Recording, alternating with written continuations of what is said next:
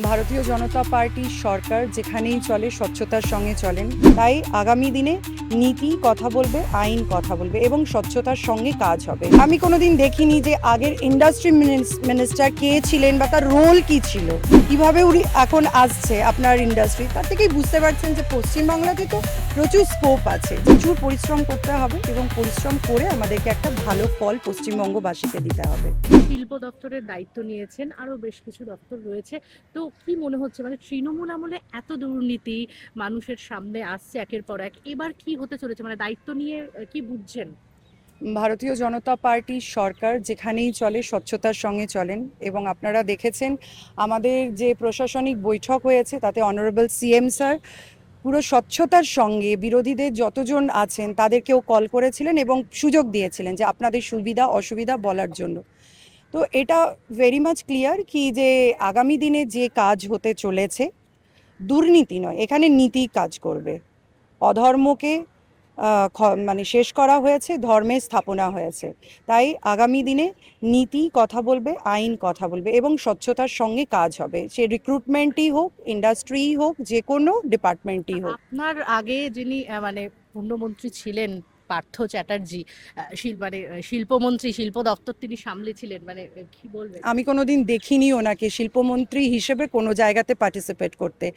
আমি দেখেছিলাম x chief minister Mamata ব্যানার্জিকে দু একটা বিষয়ে কথা বলতে ওয়েস্ট বেঙ্গলের মাটিতে শিল্প নিয়ে, চপ শিল্প, মুড়ি শিল্প, ঘুগনি শিল্প। আমি কাউকেই ছোট করছি না, কিন্তু যারা এখানে এমবিএ করেছে, ইঞ্জিনিয়ারিং করেছে, বিটেক এমটেক করেছে, তাদের উদ্দেশ্যে যেগুলো বলা হয়েছিল, আমিও একজন মা, আমারও বাড়িতে অনেকজন আছে ভাই বোন থেকে, আশ্চর্য বিষয় সেগুলো যে এমবিএ যারা করেছে, এখন এমবিএ চায়ওয়ালা চায়ওয়ালা, হ্যাঁ, এটা করেছে কারণ তার প্রতিবাদে তারা করেছে। তো আমি কোনোদিন দেখিনি যে আগের ইন্ডাস্ট্রি মিনিস্টার কে ছিলেন বা তার রোল কি ছিল, কারণ তিনি অন্য কাজে ব্যস্ত থাকতেন, সেটা আমরা ল্যাটার অন এখন বুঝতে এবার পারছি। কি চপ শিল্প, ঘুগনি শিল্প এসব কি হবে? আপনারা দেখতে পারবেন যে ভারতীয় জনতা পার্টির সরকার যে সমস্ত জায়গায় চলছে, পাশের ছোট্ট একটা রাজ্য আসাম কিভাবে এগিয়ে গেছে, ইন্ডাস্ট্রি কিরকম এসেছে, উড়িষ্যা কিভাবে এখন আসছে আপনার ইন্ডাস্ট্রি, তার থেকেই বুঝতে পারছেন যে পশ্চিমবাংলাতে তো প্রচুর স্কোপ আছে। যে স্কোপটাকে এতদিন অবধি মিসইউজ করা হয়েছে, লিটারেলি করতে দেওয়া হয়নি।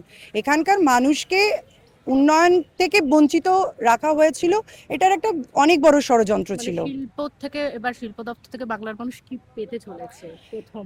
আমাদের অনারেবল সিএম স্যার আছেন, পার্টি আছেন, তারা যেভাবে আমাদেরকে নির্দেশ দেবেন, আমি একজন ক্ষুদ্র ক্ষুদ্র ক্ষুদ্র অত্যন্ত ক্ষুদ্র কার্যকর্তা, আমাকে যেভাবে বলবেন আমি ডিপার্টমেন্টের জন্য, দলের জন্য সারাক্ষণ ছুটতে রাজি আছি। আমার পুরোপুরি বিশ্বাস আছে অনারেবল সিএম স্যারের ওপর। তিনি ইম্পসিবলকে পসিবল করে দিয়েছেন, পশ্চিমবঙ্গে পদ্ম ফুল ফুটিয়েছেন। আমাদের 208-এর ওপরে আমাদের এসেছে আমাদের সিটস। তো তিনি যে প্রত্যাশা পশ্চিমবঙ্গবাসীর আছে যে ইন্ডাস্ট্রির ব্যাপারে, অনারেবল সিএম স্যার করবেন সেটা।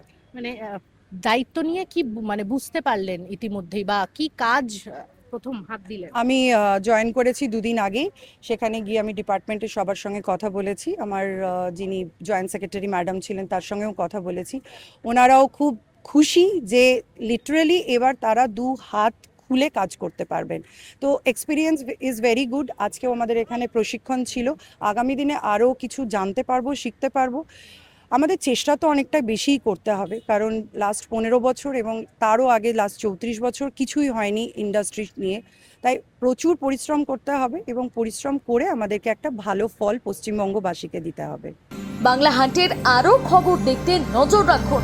বাংলা খবর মানেই বাংলা হান্ট।